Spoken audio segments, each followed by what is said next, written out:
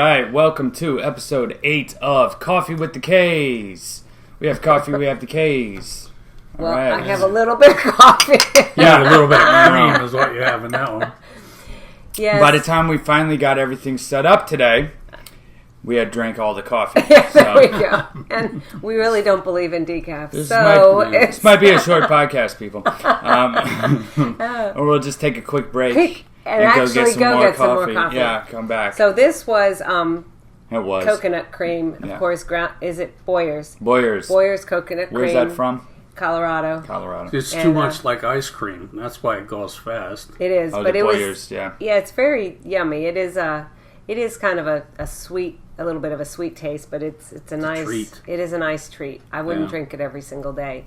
There you go. But I've been my latest thing. I'm sorry, since I'm already on a roll with coffee, has been the Italian hazelnut from Grounds and Hounds. Of course, Grounds and Hounds. Of course, that Grounds smells and Hounds. really good. It really is, and I finished it, so I didn't order more. I tried. Boyer's had a sale, so I got $5 off, so I ordered more Boyer's. I got Guatemalan as usual. Yes. That's your favorite. There you go. That's coffee. It is. It's very good. It's special stuff, and you got to enjoy it because once it's out, it's only in season for a certain amount of time. So, yeah, that's it. I don't know. I've just been into the blends. Well, there is that one store that we once in a while frequent that they, even when it's out of season, they have it. Yeah, and I think people don't recognize it's Guatemalan, and right. so it's. Right. It might be a little stale because it sits there. Well, that's what I wonder is, if it was still good to me. Yeah. I don't know. You go. Yes, and you have... I have espresso made from my Nespresso machine. I'm pretty sure it's Italian, but I'm not really sure. I just threw it in there because we had to do the podcast, so I just threw it in a cup. I got coffee. It tastes good. Let's go. And not that he was, going to enjoy it, but I actually found this on Instagram. It says 6 coffee personality types. I thought it was pretty accurate. So clearly, what is my favorite coffee? Grounds and Hounds. No, I mean it's not going to happen. I know it is Grounds and Hounds, even though I'm drinking Boyer's and I like them too. Type. You know, when you say to me coffee, you realize that there's like a whole menu that opens up in my brain. Yes, but when I tell you bring me something yummy, what is it? It's usually a cappuccino. Yes, so the cappuccino is personality type for the cappuccino is perfectionist. Perfectionist? Yes, I have been accused of being a perfectionist. Yeah. I tell my students, that's what you pay me for. There you go. I don't say it meanly, though. I say it nicely. And so, what is... With a little... Just want to throw in that little disclaimer right there. Yeah. So what is your favorite? It depends on your day of the week. It does. So what are you drinking now? It's black. I'm typically drinking Is it a black? Is it an espresso? Well, this is espresso. That means your personality type is honest. Oh. I know. Okay. And if it's just black, it means you're a purist. Well, I think purely this honest. is time for me to tell you guys, since I'm so honest, I'm honestly pure. So. That's it. Okay. Dad's too much information. I know. So, what would you consider Dad's a latte or a that's cappuccino? a cappuccino. Well, then you're a perfectionist, which really, yeah, I know, because latte is comfort seeker. I'm not a comfort seeker. No, I am, but I know. No. If you want, now do any of us drink instant coffee? No. I know. Who would do that? I'll have a Sanka. Yeah. Okay. Oh my god. That was an old reference, yes, just for our younger listeners. Oh, and that, I guess it was Friends, where he sticks the spoon in that freeze-dried coffee. Oh my god. Well, there's one. That's really wanting coffee bad. No, it's a movie. No, it's a movie. Yeah, Men at Work. No. It's Mr. Destiny. Yes, it's Mr. Destiny. Yes, that's John a movie. Belushi. John Belushi. Yeah. He can't find coffee. They're out of coffee. And out of Wheaties. His wife didn't get the Wheaties, didn't get the coffee. Yeah, he was having a bad day. And really it tumbled from there. That's what happens when you don't have your coffee. Okay. So if you like instant coffee, that means you're laid back. And if you like, you don't really care. Whatever. You know, it's good. Whatever. Grind up that cinder block. Put it in the cup. As long as it's black. And then I just said I was actually thinking, maybe I didn't say it, that I really sometimes I'd like to have decaf because I really enjoy the taste of coffee, and I don't feel like I need to continually put all this caffeine in my body. Okay. But it means you're in control if. Get out of here! Okay. You're in control. All right, no, it just means you're a psycho. Okay. What does it say when you drink decaf and guzzle beer? I don't know. Southern psycho. Yeah, sound in There control. you go. So can we say why we're not wearing our Ron Kaye music instruction shirts today? On this rare occasion. On this rare two-time occasion. Yes. Two times seemed to be like graduation half year. That was it. Yes, we did celebrate Josh's graduation in January. Yeah. And we're on the podcast, I think. February, March. Right. It is. So Here we are in May. Kind of sick of the graduation we thing. wore our proud parent shirts. Yes. University. And they had the commencement this week, yesterday. It was very good. It was nice. As commencements go, it was very rather inspirational. interesting. It was nice. And good points that guy had about making music and creating. Some of those student speakers were really good, too. They were very good. Yeah, definitely. Yeah. Well, and it was, of course, it was virtual, so, we were all here watching it, and, everybody draws attention to the fact that, hey, you got a master's degree in the middle of a pandemic, and one of the persons that spoke, one of the student speakers, the undergrad one. Yeah, hers was good. She was, I thought hers was the best because she talked about how we pivoted to figuring out how to teach in a pandemic, and so that became the focus of all of our education at that time. As and she was a music education major, so that was. And you're going to graduate, and now you're going to have to teach, and it's going to be different. And it's going to be different, exactly. And I thought that was great. That was a good point that she brought up. But it was also that to me was one of the best things about the Boston staff, faculty, because I had Dr. Quadros, and that was his whole thing. Is he's like, I normally do community music. That's usually what this class is. But now that everything's been shut down and our lives are just totally uprooted, we need to focus on what really matters here. You're all working and trying to figure out how to teach, and we need to figure out how to teach in a pandemic. Yeah. And he had an interesting perspective too, because he told us stuff like I think the second class meeting that we had, he said, I just want you guys to know I understand what it's like to go through adversity. And he talked about how he was, like, at 11 years old, he was kidnapped and put in the bottom of this ship and taken. Are you kidding me? Yeah, and all this stuff. And then he was a refugee. And, I mean, it was like, he, went through all of this stuff that he had gone through. And it was like, oh, my God. Yeah. And he said, and I survived, and I'm here. And I'm very thankful, but I know what it's like to go through some hard times, and it was and it really put everything in There's perspective. Crickets in the room. It's like, okay, I'll see you next week. You might have gasping. That was it.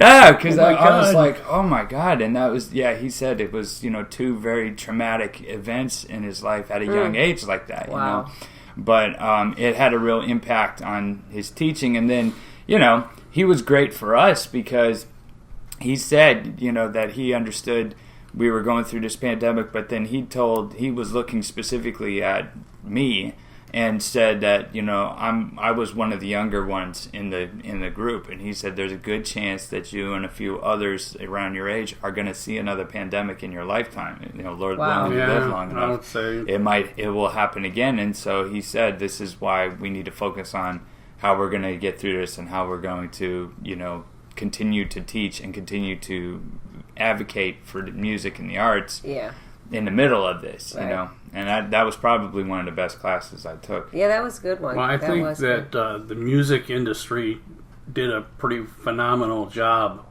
of withstanding this thing. Yes.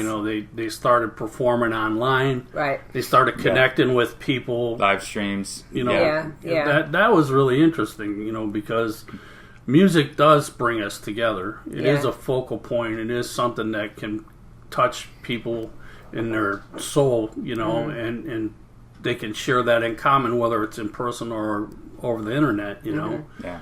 And so it's good to see that a lot of people did that kind of thing. Oh, Absolutely. Yeah. Well, I was ahead. glad that in the schools, like that are teaching teachers, that they actually started addressing the technology more. That because I've been seeing students come out of college supposedly ready to teach, and they hadn't had any. They didn't know how to do a smartboard. They didn't know how to set up a Google Classroom. They didn't know any of the stuff that's actually being used all the time in school. Yes, you speak that to their shame, because the colleges didn't really prepare the students for real life teaching. Right. They fill them with a bunch of theory and a bunch of, it's like, I don't know, here comes the cynic. That's all right. They wear these robes with these velvet things and tassels and sashes and all this stuff, and they speak like they talk no other way to any other person, Pedagogically. Well, that was funny, because when we were watching that, I told Josh, I said, that should have been a drinking game. Every time I say pedagogy, you got to bring that one out, man. I mean, so the main guy was the first one to throw that on the table, and then, of course, others did. It was like within the first sentence. That was kind of funny. But the thing is that it's like high and lofty ideals, and no real world.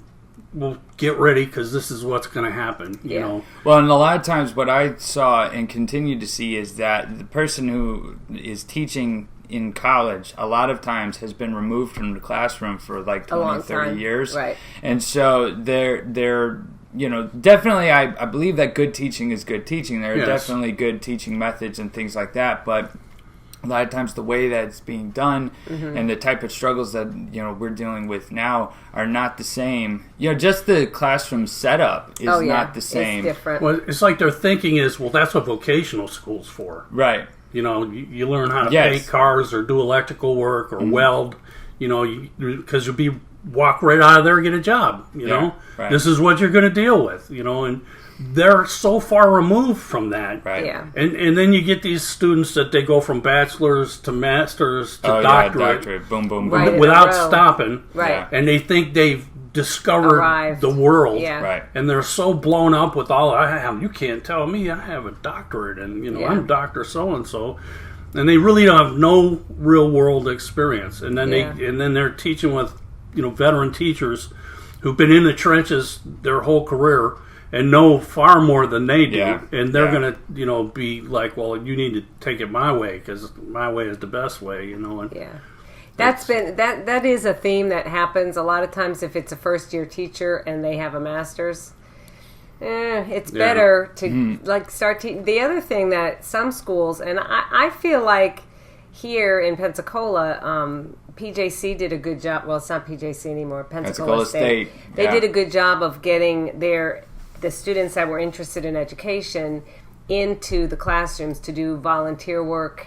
They had like 15 hours at least they had to do. Well, that was the difference. That was definitely the difference. And, UWF is coming around because, when I went and took that course, that clinical training, clinical teacher training, I think that's what it was called.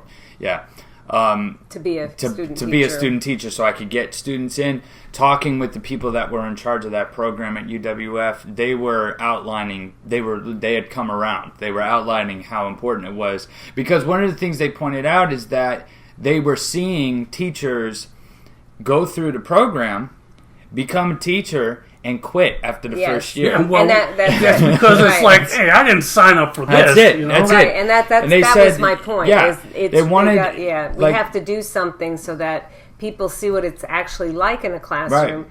Right. On a regular basis, 15 hours is pretty good. You go in for that much, and you see some consistency. I had 2 courses before I got my AA. I had 2 courses that were 15 hours each. Yeah. And Dr. Fessel, that was his whole thing. It's like, you need to figure this out. If education's not for you, you need to realize it now. Right. Before you graduate, go in and get further and deeper in debt and deeper into the program, you start feeling like you can't change. Yeah. And then along with that, I felt like in Escambia County several years back, they instituted the START program, whatever it great. stands for, something. Super teachers. I don't know. Yeah. But you get a mentor teacher that's their whole job is to observe you. And they, how many, 8 observations? Yes. Plus your principal had 2 observations? Yes. But they were non-threatening observations that really taught, if it was a good mentor teacher, and most teachers would be more successful then. Yes. They found that because they went through that program and that people were really showing them how to teach, how to do it. Yeah.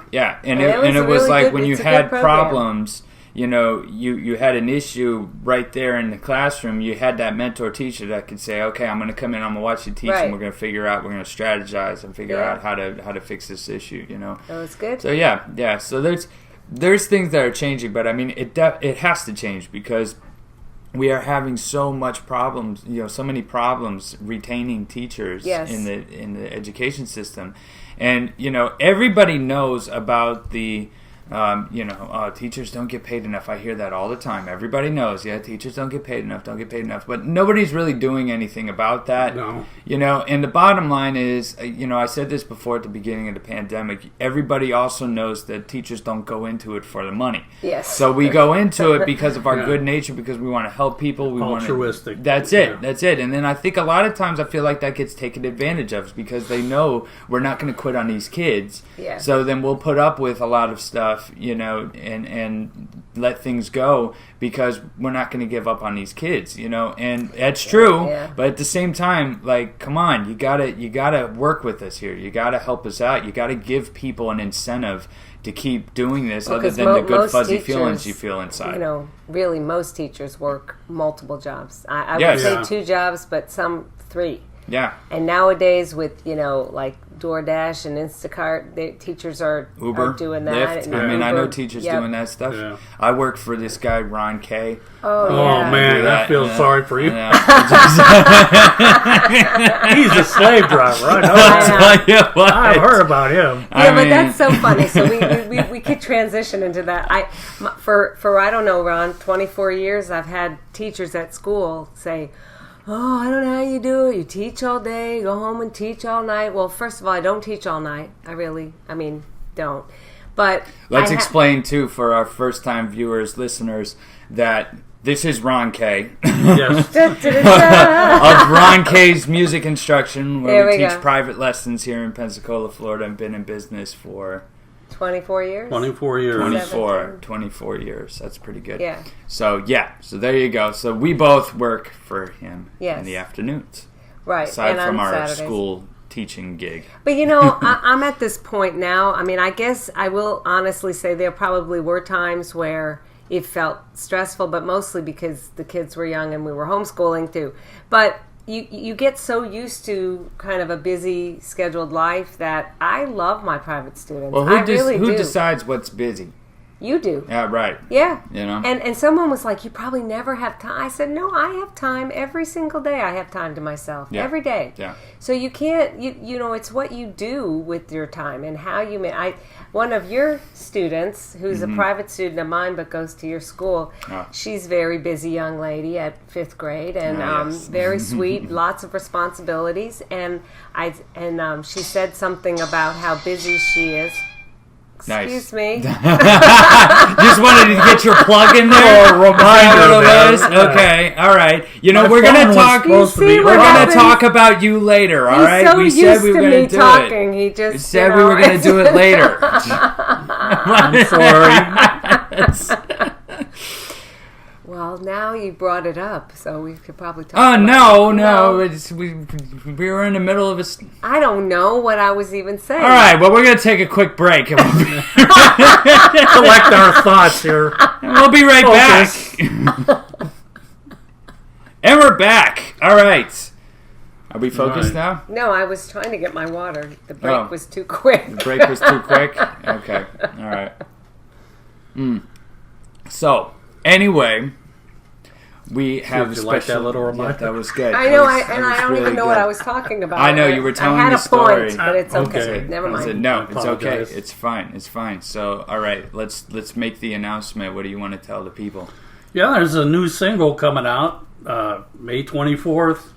It's called 2 Minutes of Your Time. It's a extremely well written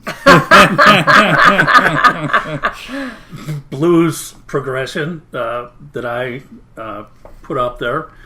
It's a solo blues project. It's something that's really great, and the 2-minute thing. It's a minute and 59 seconds long, so it's not a full 2 minutes. Well, but you should have called it a minute 59 of your seconds time. of your time. That's it. The title wouldn't have fit. I mean, hey.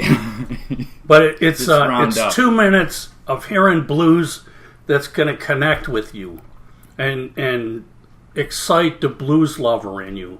So when you hear that music, it's gonna reignite that passion for the blues and maybe inspire you to play your own blues. Yeah.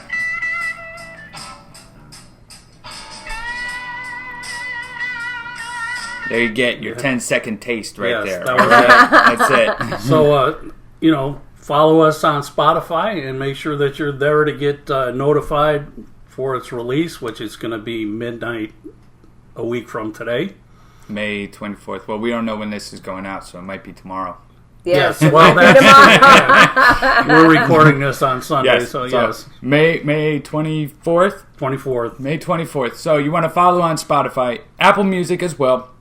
It's going out on all the streaming platforms. We really want to try to get it on a Spotify curated playlist, so that's why if you guys follow on Spotify, listen on Spotify, we would appreciate that. It helps get the attention out there so then people notice it.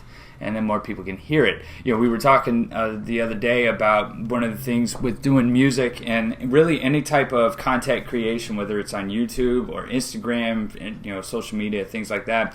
You could have really great ideas and you could be fired up and you could even be putting out really quality stuff, but you are a grain of sand in an entire beach. Right. Yeah. And so you put something out there, and I know I've done this. If you are following us on Instagram, if you're not following us, you need to follow us. But if you are, there's sometimes where I'll work really hard on a video for us, and I'll put it out there. I'll be like, "This is awesome! It's so cool! It looks awesome!" And then we get 30 likes. There's 120 views, and I'm sitting there going, and I'm thankful that people are looking at it and people took the time to like it and everything like that. So I don't want to take that away. But at the same time, it's sometimes you start to feel like, oh man, nobody likes this. And it's not that nobody likes it, it's just that in that sea of sand, in that beach of sand, that's it. You're not getting hurt, you're not getting the exposure. Well, I had this I've always loved the blues, my whole life, and I think that blues music is something that everybody has in common. There's nobody that doesn't like the blues that I know of. Yeah. Because it connects. People connect to it. So when you hear really good blues music, it touches something inside you that connects you with, the brotherhood of blues lovers, and so that's kind of what has been driving me to create this album called Golf Money. And why are you laughing? That's it. But it's a collection of blues songs, and it's really good in my opinion. I really like it, so we'll see what happens with it. Well, I think that it's timely. I think that we're starting to see, at least I am, especially in the R&B world, kind of this return to some of the roots music, to a certain degree. You've got guys like Bruno Mars and Anderson .Paak that have come together, and they've got this, the Silk Sonic. I don't know if you guys have heard it yet. But, I mean, first of all, those are two amazing musicians, so the fact that they're teaming up, it's going to be good. But they've got this kind of 70s throwback, kind of thing going on, that reminds me a lot of that early 70s soul music, it's got that kind of feel going on. And, good stuff. Yeah, you've got music artists like her, digging into, a bit of the blues and stuff like that. And so I'm, seeing this kind of starting to be reborn a little bit. And somewhat, the electronic stuff is fun, and it's good for dance music and dance halls and things like that, and I don't think that's going to go anywhere, but that kind of had this really big surge there for a while. And I really think that with the pandemic being here and causing people to they're not going to the clubs and stuff. Yeah. And doing these raves and dances and all this stuff. It's causing a need for more contemplative music, more music that's going to push you and challenge you as a listener. And when you look at music that's popular now, the stuff that people are streaming the most, I feel like you're starting to see more of that trend, that it's not just a doonts, doonts, doonts, doonts, kind of stuff, Like that Saturday night skit with them guys. Yeah. Yeah. What is love? There you go. Baby, don't hurt me. So that's pretty good. We don't need like a jukebox. You were like what, 10? I'm not even sure if I was born. Was even born yet. I was like 10. You got to be kidding. That was the 70s, wasn't it? No, I don't think it was the 70s. It was Will Ferrell though, wasn't it? At the Roxy. Yeah, I thought it was Will Ferrell and Chris Kattan. Yes. Yeah. That was it. So I'm just an SNL fan. So yes, he is. Yeah.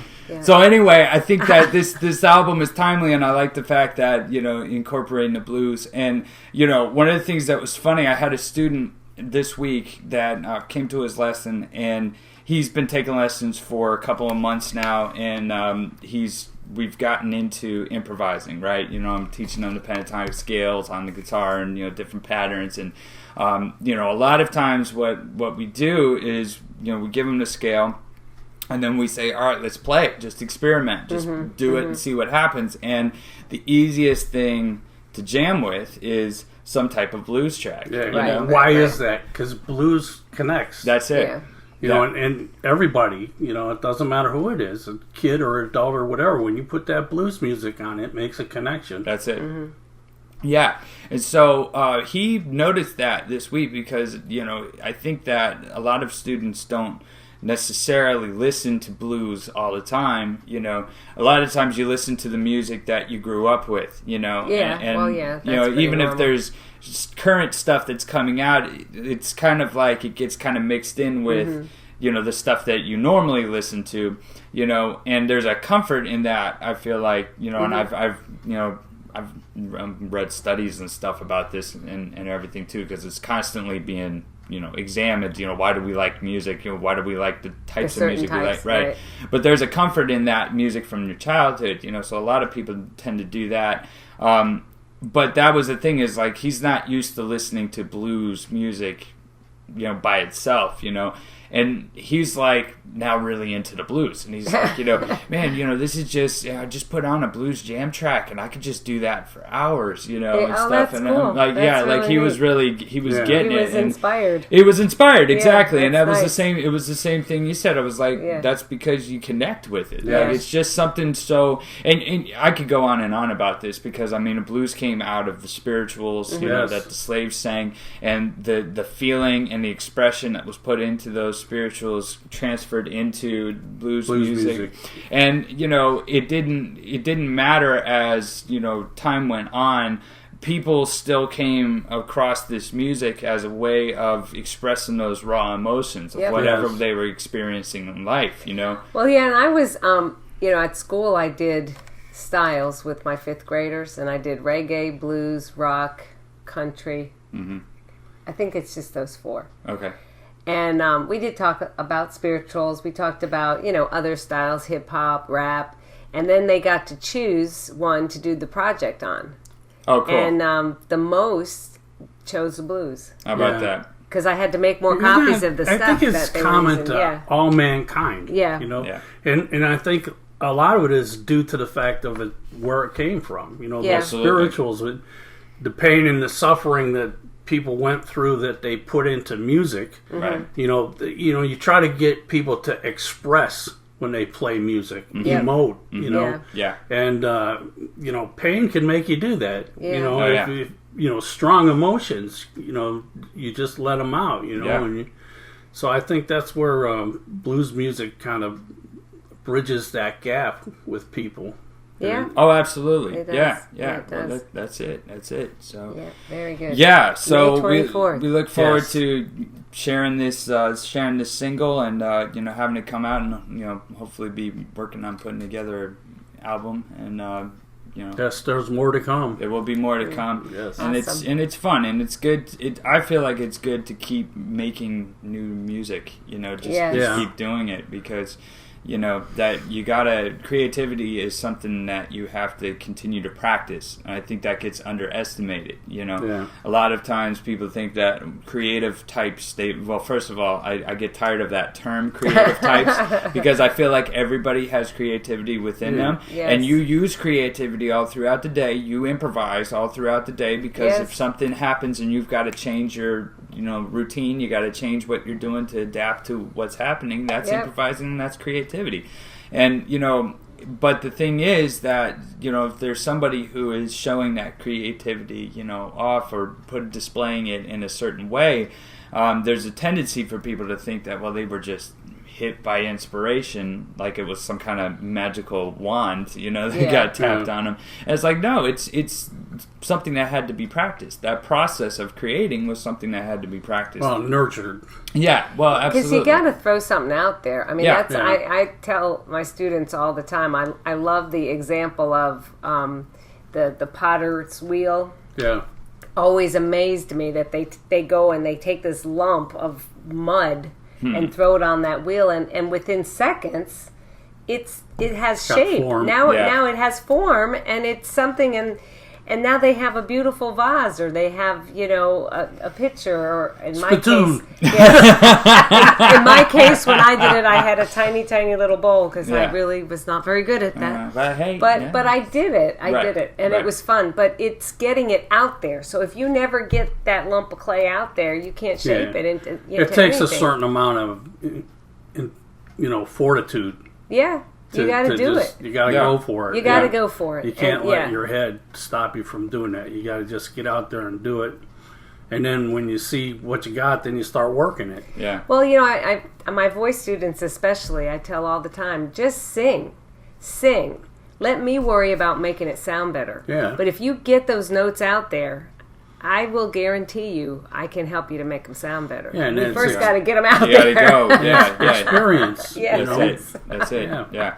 I definitely will say that's my biggest hang up when it comes to writing music or working on original songs, is that I can't tell you how many times I turn it on and I start playing, I start recording, and then it starts to change a little bit, and then I start overanalyzing, and eventually I just delete the whole thing, shut it down, and go watch Avengers. So or Mandalorian. Yeah. Okay.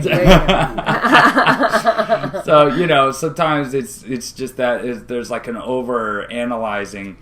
Like, I think if you realize what stage you're in, you just got to put it down and just get it out there, and then let it sit. Well, I'll put these tracks out there, and then that's the lump of clay, and you got to figure out what you're going to do with it, and you have to tweak it, and sometimes it goes nowhere. Right. Like, scrap that, right. and but then sometimes you pull things out and you put other things in, or when you start to change, like I watch you'll change just the levels will make a huge difference. Yeah. You'll have everything on there, all the tracks that you want, but then you start to lower some things and bring some things up, and then that kind of shapes the song a little bit. I mean, but there is something to be said for getting it out there. You got to get it out there. You got to have that. Yep. And generally speaking, just do it. Kids in general, they don't have the inhibitions for the most part. Right, that's a nice thing. That's it. They're free to express themselves. They do. They're not afraid to just get it out there. Well, to a certain age, and that's the thing. I always wonder, like, what happens to us along the way because we lose that. But I see that, like, by 5th grade, I start to see they start to feel self-conscious. Yeah, they start losing that. They start caring more about what people think and they about want to them. embarrass themselves, and that kind of thing. They get their own idea of what. And then there's the one child that doesn't care what anybody. Oh yes, I love that, and that's the drummer. Yeah, boy. That's probably all right. I love it. Sticks for you. Yeah, there you go. I know. Yep. Yeah, that's funny. Well, we're about out of time here, so. All right, so we'll wrap it up there. So make sure that you subscribe to the podcast, Coffee with the Kays. If you are watching us on YouTube, thank you very much for staying with us this long. All right, yes. Subscribe, like, comment. Spotify. Yes, go to Spotify. Artist Ron Kaye. And follow and look for the release on May 24th. Yes. A single 2 minutes of your time, that would be very good. You can also see K-Struction, the other album, other music from Ron Kaye. Be sure to check us out. Yes, featuring us on a few tracks. You can also check us out on musiclessonspensacola.com. Musiclessonspensacola.com. Be sure to follow us on Twitter, Facebook, and Instagram as well. And we enjoyed sharing coffee with you, and we look forward to talking to you next time.